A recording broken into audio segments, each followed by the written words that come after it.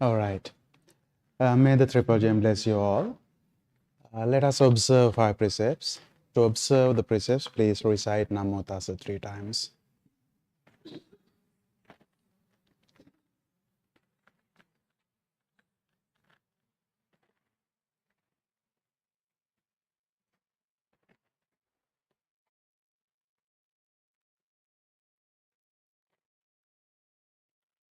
Buddhaṃ saranang gacchāmi. Dhammaṃ saranang gacchāmi. Sanghaṃ saranang gacchāmi. Dutiyampi buddhaṃ saranang gacchāmi. Dutiyampi dhammaṃ saranang gacchāmi. Dutiyampi sanghaṃ saranang gacchāmi. Tatiyampi buddhaṃ saranang gacchāmi. Tatiyampi dhammaṃ saranang gacchāmi. Tatiyampi sanghaṃ saranang gacchāmi. Saranāgamaṇaṃ sampunnaṃ. Pānātipātā vēramaṇī sikkhapaдаṃ samādhiyāmi. Adinādānā vēramaṇī sikkhapaдаṃ samādhiyāmi. Kāmesu miccācārā vēramaṇī sikkhapaдаṃ samādhiyāmi. Musāvādā vēramaṇī sikkhapadaṃ samādhiyāmi. Surāmera majjapamā datthānā vēramaṇī sikkhapadaṃ samādhiyāmi.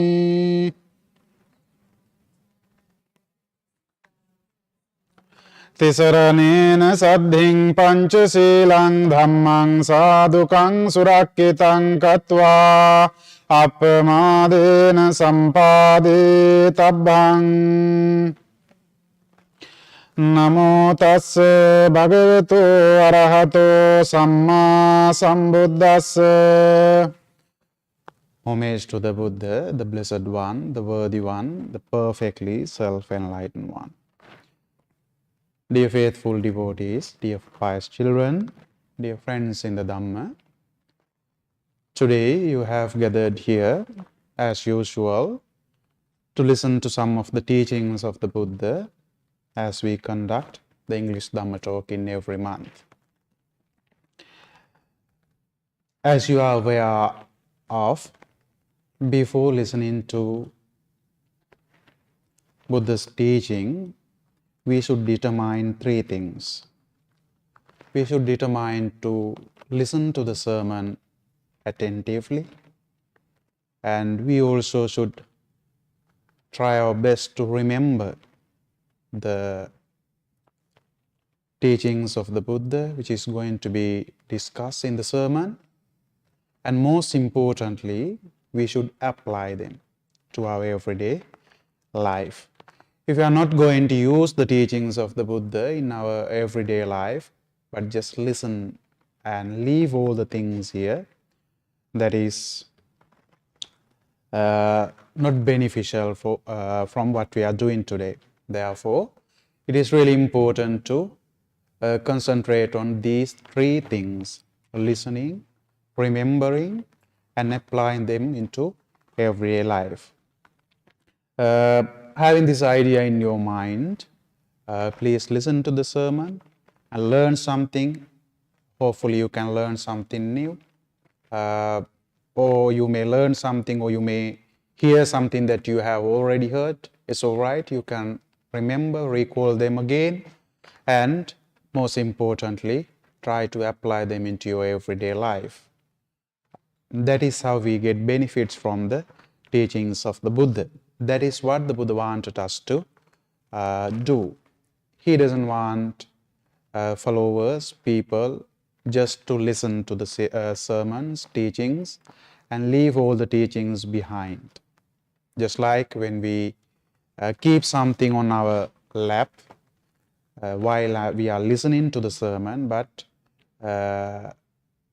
if we are not attentive, then we may drop all the things that we have on our lap when we stand up and go away. We shouldn't do the same thing when we listen to sermons. We should bring them with us and we should apply wherever it is necessary. And today, I'm going to discuss something really important. It is about learning our own mind. The Buddha says the mind is the most powerful thing. Mind is the forerunner of all the things. Therefore, it is really essential and important to understand the mind. When we don't understand the mind, we get confused.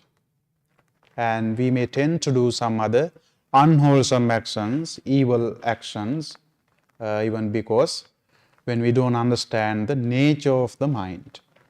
When we understand the nature of the mind, it is easy for us to control ourselves, control our thoughts, and lead our life in a better way. That is what we should learn from the Buddha's teachings, and that is what we get as the benefits of the Buddha's teachings. After the attaining Buddhahood, Buddha had this special ability to see his own mind and also to see how others' minds work. Therefore, having seen the nature of the mind, the Buddha taught to the world how the mind works. Based on the mind, how people do actions verbally and physically. So we can benefit from that wisdom which the Buddha gained. The Buddha teaches that how he saw the mind of all the beings, all the people. Having seen, he teaches to the world. The Buddha said, mind is like a paddy field. In a paddy field, various kinds of weeds, various kinds of grasses may grow. In the same manner, in our minds, various kinds of weeds, unwanted plants, various types of grasses grow. What would happen in a paddy field? There may grow a lot of unwanted plants like weeds or grasses. Can we harvest better? No, we may not get better harvest because those unwanted plants, weeds, they affect on the paddy plants, and the paddy plants will not give good harvests. They may not give good paddy. That is how it happens. In the same manner, if we grow lots of unwanted plants, weeds, grasses in our mind, we won't be able to use our mind in a beneficial way. When we fill our mind with lots of unwholesome things, unuseful things, our mind becomes weaker and covered with lots of dust. When it is covered with lots of dust, then we cannot make our mind shiny. That is how it happens. Therefore, we should clean our mind, we should keep our mind clean, and we should be able to remove all the unwanted plants, unwanted weeds. When we are able to maintain such a mind will give us its benefits in a better way. The Buddha says, mind is the most powerful thing. You may see lots of dangerous, destructive weapons in the world. Various kinds of weapons there are in the world, in various countries. Among those weapons, if we think of the most dangerous ones, there may be most dangerous weapons. People may talk about the bioweapons, and people may talk about atomic bombs, all those things. And we say they are the most dangerous ones.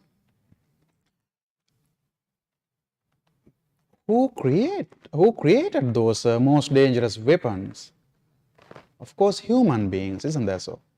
Yes, human beings created those destructive, most dangerous weapons. Where? Of course, they may did them in labs, but before doing them in labs, they did in their own labs. We all have our own labs. That is our mind. That is our mind. The idea of building or investing or creating something really dangerous like atomic bombs arose in someone's mind. And that is how they started creating those things. And later on they could present them to the world, and if they use them, they can create lots of disasters to the world.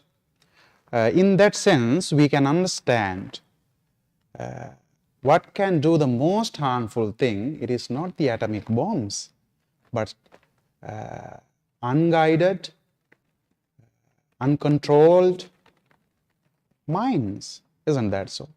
When we are not able to control our mind, when we are not able to use our mind in a rightful way, that is what happened. That is why the Buddha teaches that mind is the most powerful weapon in that sense.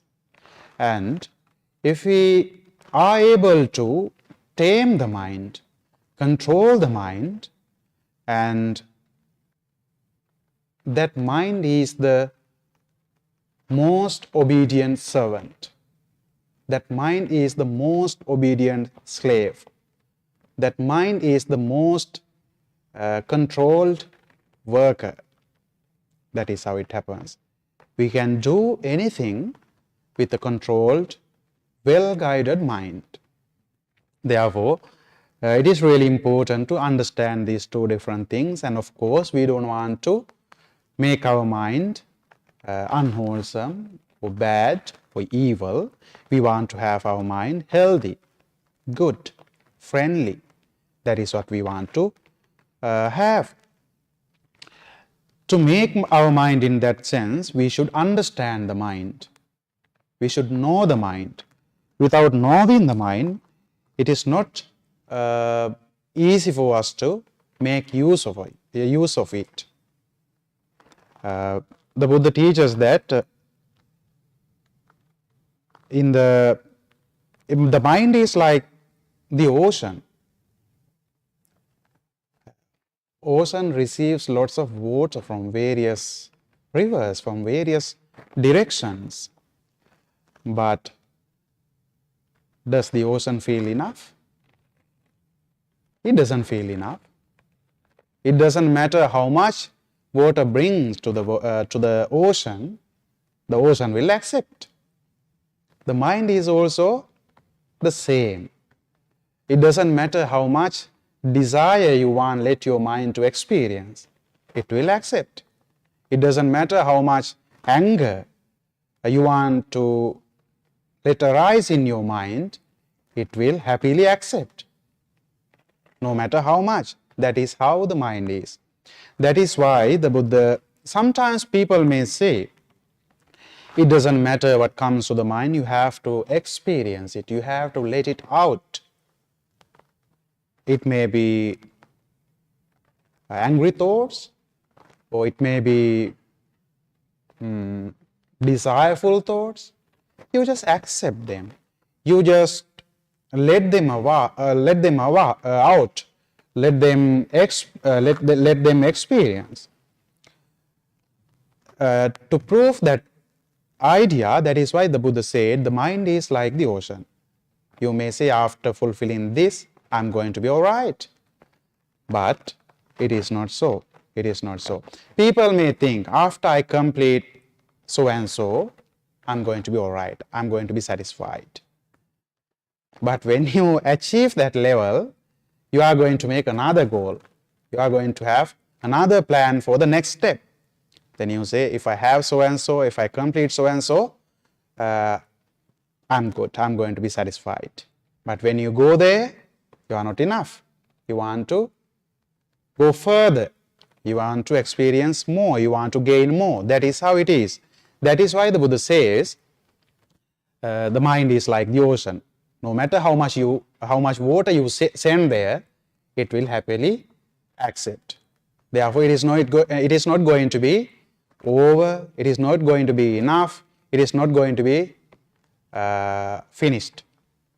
Therefore, other than supplying these things, desires or anger or whatsoever those things, to please our mind, it is better for us to understand what is important, what is good, and what is useful, and what is not important, what is not good, what is evil, and what is not beneficial. It is better to differentiate these two things, two sides. And if we are able to accept only the good side, and that is the way, that is how we should do. It doesn't mean that you should not have luxuries, you should not have plans for your future life, you should not experience happiness. It is not that. But you should understand whatever things you experience, luxury or happy or whatsoever, they are not going to be there forever, giving you pleasure, happiness, providing you all the comfort. It is not going to be there forever. They all, whatever things that we experience, they all going to have the nature of changing. When we don't understand these things, that is why when things get changed, people become shocked because they cannot accept. They are not aware of this nature. That is why the Buddha says, it is not that what he wanted us to understand, it is not that the luxuries that we should abandon, but we should understand the luxuries or whatsoever those so-called happy things, they are going to be changed at some time in our life. We should understand that, having understood, we should live our life. Then it is easy for that person to live a life. That is why there is this saying, you only lose what you hold on to. Isn't that so? We never lose something that we don't grab, that we don't hold. We only lose what we hold, what we attach, what we get into our hand. So we should understand that nature. We should understand this, how it happens. If we have that understanding, then it is easy for us to control this mind, tame this mind. That is about the desire that we have, the rivers of desires that this ocean receives every day, every single moment. Then there is another one, that is hatred. anger. It is also another unwanted plant, unwanted weed, grass, which grows in that paddy field, in that mind. If we let it grow more and more, then what is going to happen? We are going to lose our harvest. We are going to destroy our mind. We are going to lose the capability of the mind. Therefore, we should understand the mind, the anger. Anger comes to the mind, and when it comes to the mind, nobody feels comfortable. We don't feel comfortable, but still we love to get angry, isn't that so? Still we love to get angry, and we love to show it to the others by verbal actions, by physical actions. Sometimes people may see some kind of pride in their anger, isn't that so? When they are able to say something to others like in angry manner, they feel like they are heroes. I could say those things to that person. I could reply to her in that manner. Otherwise, so and so, they may say lots of things regarding that anger. So that is how people think about the anger. But it is not a good thing. Sometimes people may try to hurt others, harm others, being motivated by the anger. When you want to harm others with angry thoughts, and it is something like this. When you want to throw a heated iron ball to someone in order to make that person burnt, what do you think about it? Is it a wise kind of idea? It is not a wise idea, isn't that so? Because when you take that heated iron ball into your hand, the first person to get burned is you, isn't that so? Yes, it is you. So when you are going to do something with anger, when you are going to hurt someone with anger, harm someone with anger, then it is you at first get burned. Same like getting that heated iron ball into your hand, planning to throw into someone else and hurt that person. So anger is something like that. Therefore, we should understand it. Anger is a kind of thing make us really suffer. Really it gives us lots of painful experiences. Not only for us actually, for those who are around us, with us. That is how it is. Therefore, anger is also another kind of unwanted plant which grows in our mind. Sometimes we don't want to put lots of water. We don't want to give lots of treatments. It grows really healthily in the mind. That is how it is. Unlike compassion or loving kindness, these kind of things you have to take care a lot. These kind of things. There are certain plants. If you don't pay attention, if you don't give enough care, they may not grow. Isn't that so? They may not grow. But you may see lots of unwanted plants. Nobody take care of them, but they grow so well, so nice, so green. Isn't that so? Anger is also something like that. You don't have to pay much attention, but it grows really well in the mind. It grows really well. If you want to plant good plants, beautiful ones, productive ones, then you have to put extra effort. That is how we should do.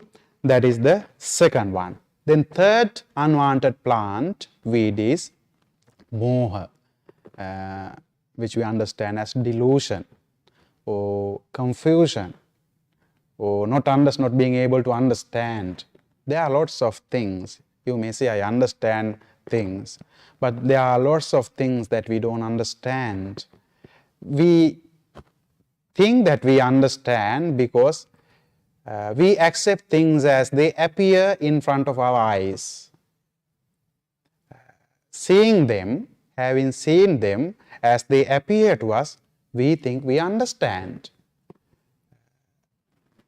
Having thought that we understand, people do various kinds of things, various kinds of actions, verbally or physically.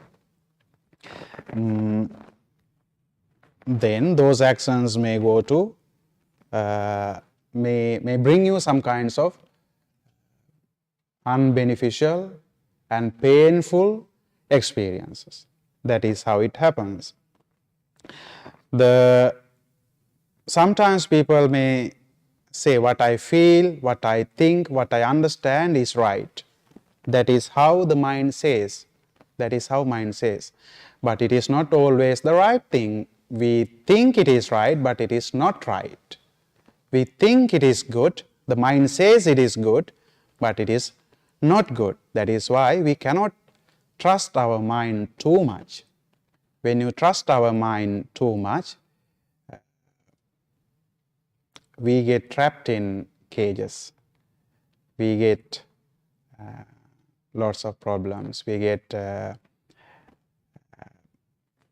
some difficult situations, difficult experiences. Therefore, do not trust your mind too much. Always be an observer. Always be an observer. Before trusting your mind, just blindly. Just blindly. It is very important. That is why moha is kind of delusion. It is kind of delusion because we are so deluded.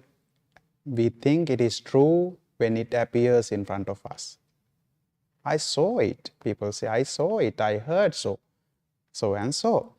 But yes, we can hear certain things, we can see certain things, but it is not going to be the right all the time.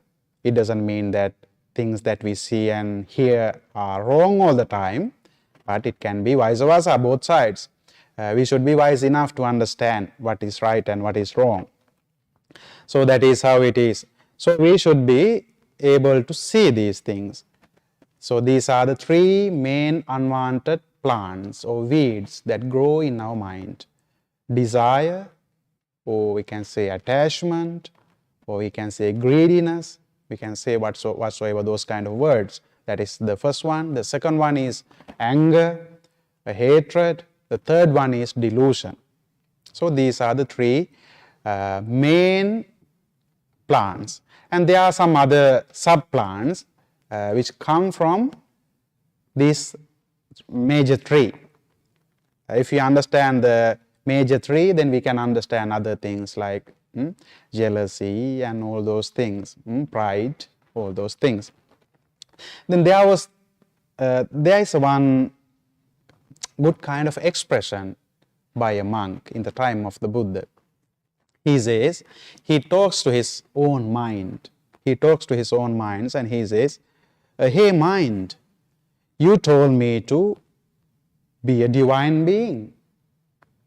You told me to be a divine being. So, I was a divine being by performing good actions. According to the Buddha's teachings, when you perform good actions, wholesome actions, generous actions, moral actions, then as a result of those actions, then you are going to be born in heavenly realms. That is how it is. So this monk says to the mind, you asked me to be a divine being and I became a divine being.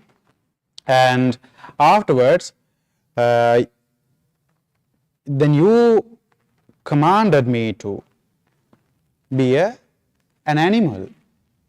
That means by performing lower actions, unwholesome actions. So, in his one of his previous lives, he accepted the commands given by the mind. So, as a result of listening to these commands, he became an animal.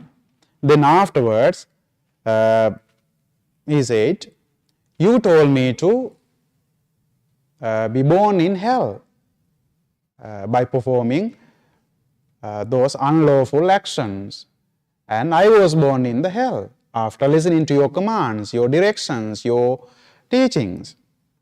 And that is how, again, you wanted me to be a human being. Now I am a human being. I became a human being.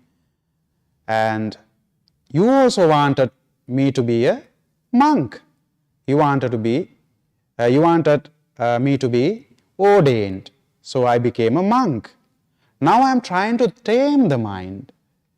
After listening to those commands, now I am trying to tame the mind. Now, why are you weeping?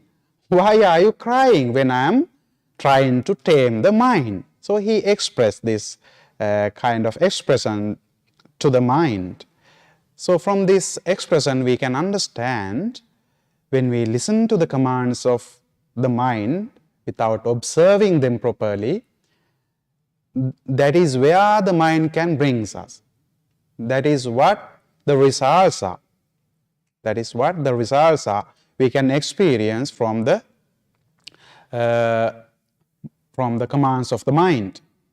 Therefore, it is really important to pay attention to the commands given by the mind, to understand what says the mind, to understand.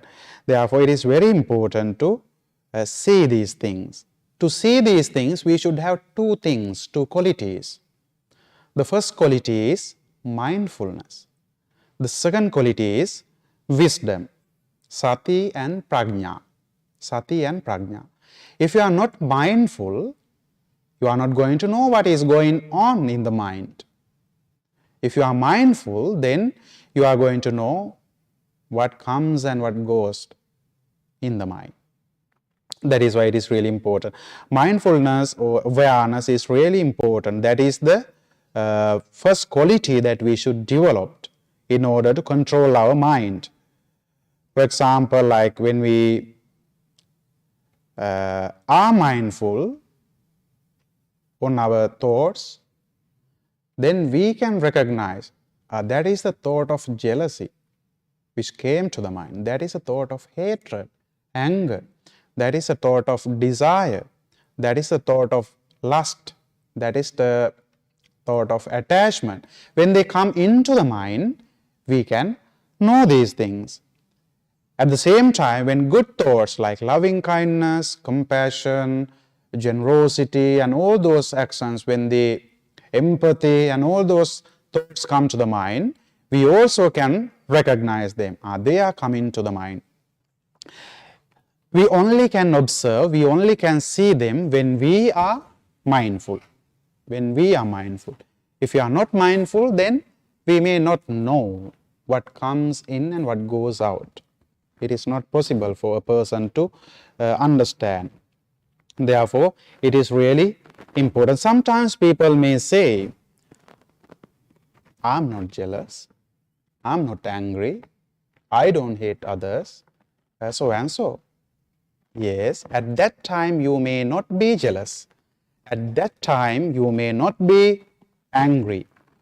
At that time you may not be lustful, so on. But those things are like sparks under ash.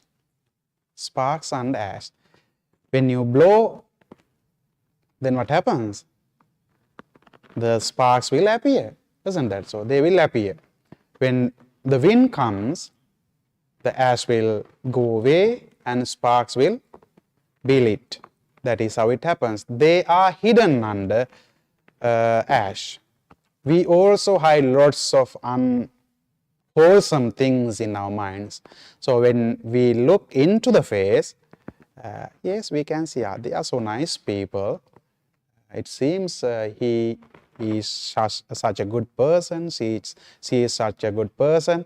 But when the situation comes, when the conditions appear, when the conditions meet, then it is like sparks under ash. They will just come out. Then you will see the evil side. You will see the devil hidden. You will see the devil hidden. That is how our mind is. Therefore, we only can recognize them when we are mindful. When we are mindful. This mindfulness is not that common mindful that we have in our everyday life. To study, yes, we should have kind of awareness, kind of mindfulness. To drive, yes, we should have kind of awareness, kind of mindfulness. To do some other everyday activities, household chores, to do whatsoever things, we should be mindful. But this is not that kind of mindful. Yes, in everyday activities we should be mindful. We should have that awareness for our everyday activities, yes. But that is not going to be enough to recognize our own nature, to understand our own nature. To understand our own nature, we should have a special kind of observation, special type of observation. Otherwise, we are not going to recognize them. Otherwise, we are not going to know them. Therefore, it is really important to pay special attention to the mind. The Buddha, before becoming the Buddha, he also did this special method. He used this special method as the Bodhisattva. So, from this special discourse, the name Dveda Vitakka Sutta, that means dividing thoughts into two groups, the meaning of the discourse. Dveda Vitakka Sutta. In this discourse, Buddha says, before becoming the Buddha, he had these thoughts. Then all those thoughts are explained, wholesome thoughts and unwholesome thoughts. As the one who is going to be the Buddha, Bodhisattva, he had been practicing it for a long time in even his previous lives. As the Bodhisattva, he had his own, he also had those unwholesome, lawful thoughts. Sometimes people may say, when you, like as human beings, sometimes people may expect you to have a kind of perfect life. Perfect life. If you do any mistakes, if you have any unwholesome actions, if you commit something bad, people may come and do all the labels. Do all the labels, say all the bad things. I'm not saying here doing bad things is good, but I'm saying here they can happen, isn't that so? Sometimes unwholesome things, evil things can happen. If it could happen to the Bodhisattva, who is going to be the Buddha very soon, who we are. Sometimes people may think it is a monk, he is a monk, so he should be like an enlightened person. He cannot commit anything bad. We all have the same mind. We all have the same mind. We don't know who is going to have what kind of thoughts, isn't that so? What kind of thoughts. If the person is not skillful enough to recognize those thoughts and control them, it doesn't matter whether the person is an ordained person or a lady or a man or a child or a rich person, it doesn't matter, or a higher responsible person in the society, it doesn't matter. Anyone could commit those kinds of low actions. So that is what mind can do. That is what mind can do. Therefore, we should understand that nature of the mind. Then Buddha says, when he was practicing as the Bodhisattva underneath the Bodhi tree in order to attain the Buddhahood, he saw these angry thoughts came to the mind. Then he recognized them. Angry thoughts are coming to the mind. Then he took these thoughts into one group. Then another time he saw desireful thoughts are coming to the mind, and he recognized them, put them into that group. Sometimes the thoughts of lust are coming to the mind, so he recognized them, put them into that group. So he could recognize those things because he was aware of the mind. He was practicing the mindfulness. Then in another time, thoughts of loving kindness came to the mind. So he could recognize. Thoughts of compassion came to the mind. He could recognize them. Thoughts of empathy came to the mind. He could recognize them. Thoughts of generosity, charity came to the mind. He could recognize them. So he put them into other side. He could divide these thoughts into two sides, into two boxes, unwholesome and wholesome sides. We also can do this method to understand our own mind. If you even write down what are the occasions your mind go to the unwholesome side, your mind goes to the wholesome side, then you can recognize your own nature. Sometimes we don't know our own nature. Sometimes we don't recognize our own nature. If we know your own thoughts, then you can know, these are the things I get angry most of the times. If I meet these kind of things, experiences, then I get angry. These are the things I feel sad. These are the things I feel empathy. These are the things I can have some generous feelings. We can understand these things if we can observe the mind. It is like you are sitting near a road. Then when you observe properly, then you can see what are the things going on the road. Then you may see a car is going, then you may see there goes a bus, then you may see there goes a truck, then you may see there goes a bike. You may see these things are passing. These things are passing you when you are seated there. But are you going to jump onto the road and stop them? No. You are not going to do that. If you are going to do that, then you may have some accidents. You may have accidents. Before doing that, we should understand what are the things going on in the mind. When you understand, then afterward you can do something about it. Then you can do something about it.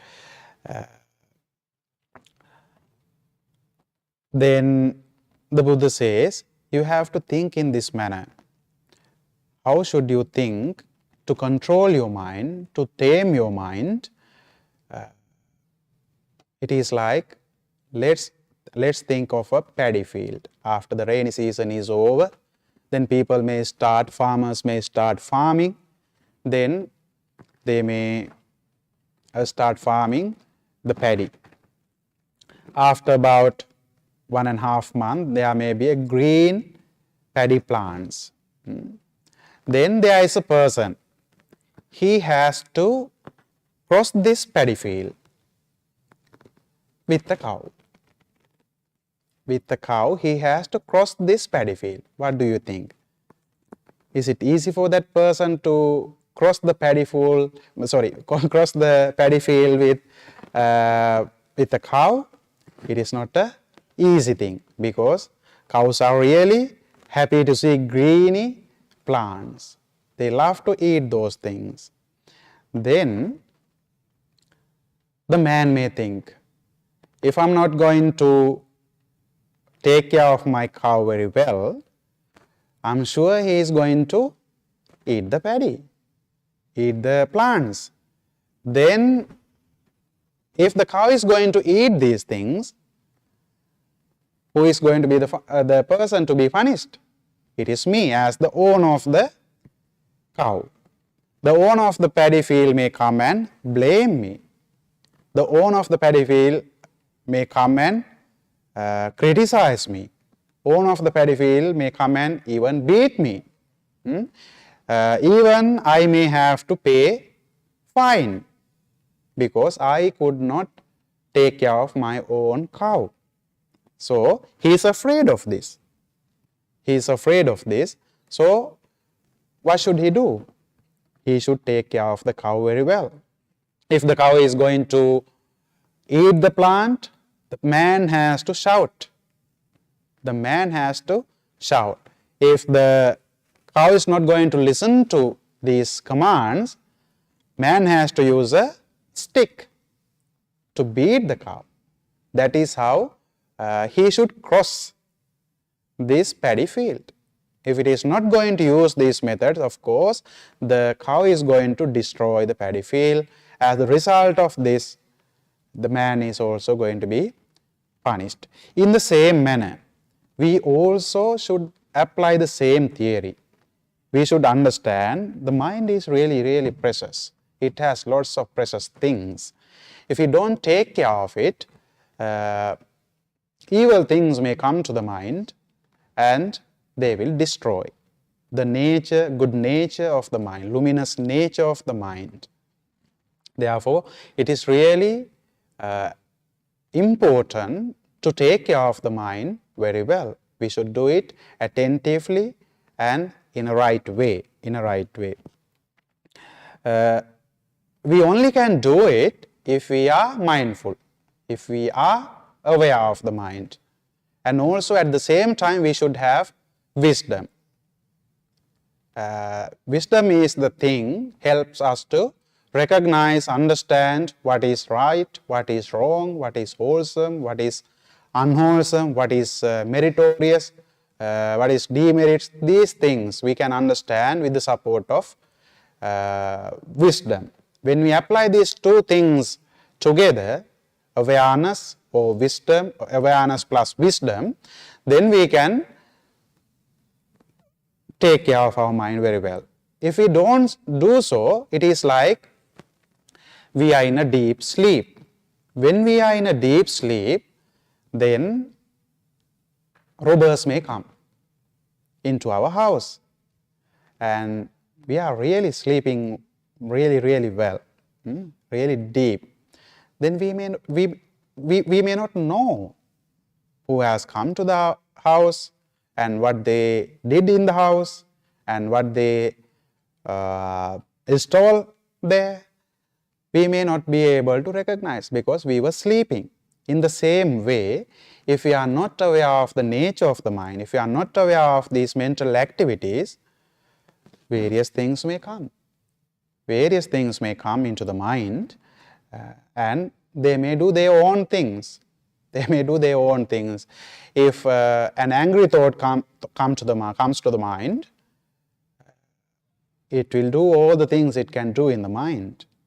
If the person doesn't know that I am angry, verbally and physically, he or she will respond. And as a result of this response, he or she have to face something, sometimes regretful. It is like, when we meet certain people, like those prisoners, sometimes we can meet them. Then what they say is, if I could be patient for a few more seconds, I wouldn't be suffering here today. It is just few seconds they had to be patient. But they couldn't do that. They couldn't do that. Because of that, they are suffering, being punished in the prison. That is how it is. Then I can bring another example. There was a mother and daughter. Then this mother went out. Then on the way back home, she bought something for her daughter, something to eat. Then she came home and gave it to the daughter. But it is not what the daughter wanted. So she started complaining, the daughter. She started fighting with the mother. She didn't want to accept what mother bought for her. So the mother had to go back so she can buy something and give it to the daughter. So she went. On the way, something bad happened. The mother had an accident. That is where the daughter started thinking. That is where the regretful thoughts came to the mind. Then the daughter couldn't come out from these regretful thoughts throughout her lifetime because of she didn't accept. She always think about in that manner. Because I couldn't accept what mother bought for me, because I fought with the mother, because I complained, she had to go back. Because she went back, she met with this accident. So that is how it is. Sometimes people may think small angry thought is small, but when it happens in the right time, it is not small. It is like when you drop a spark in a wrong place, then there will be a huge fire, isn't that so? When you drop a small spark into a dry leaves or clothes or even fuel, then there will be huge fire. That is why when the wrong things meet in the wrong times, it is not a small thing. It is going to be a big thing. We only can recognize this if we are aware of the mind. If we are aware of the mind. And most of the time, we don't live in the present time, present moment. That is the problem. We always entertain our past, or we always love to entertain our future. That is where stress arises. That is where anxiety arises. That is where all the problems, unnecessary problems come to our mind. Especially when students do their studies and getting ready for the exam, that is where unnecessary anxiety comes to their mind. Because they are not living in the present moment, but they are living in the future.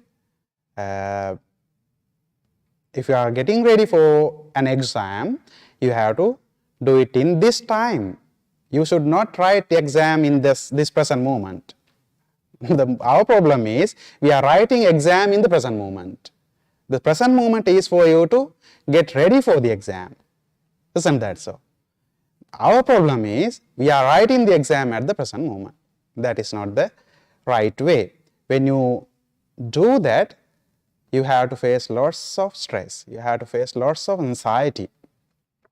That is where students face lots of difficulties during exam times. Therefore, always be aware of the mind, always understand the nature of the mind, and always try your best to be in the present moment. If something is gone, it is gone. You cannot take it back. You cannot turn it upside down. You cannot take it back. Yes, but you can learn from it. You can learn from past experiences, but you cannot. Nothing else can be done about them because they are gone. They are gone already. The future also has not come yet. Yes, you can be preparing for the future, but you should not live in the future. When you live in the future, the present moment you destroy. The present moment you don't do the right thing. Therefore, in the present moment, try to do the right thing. When you do the right thing in the present moment, the future thing is going to be all right. You don't have to worry about it. For example, like if you are doing studies very well in the present moment, you don't have to worry about the future. Because when the time comes, you will do it in the best way because you are doing it right in the present moment. So that is how we should do it. When you are not doing that, that is where angry thoughts come to your mind. Even you may start your day with angry thoughts. You wake up early in the morning with angry thoughts. You are going to sleep with angry thoughts. Even mother wakes you up in the morning, you are angry already. You are going to start the day with angry thoughts. That is how. Because you are not doing things supposed to be doing in the present moment. Isn't that so?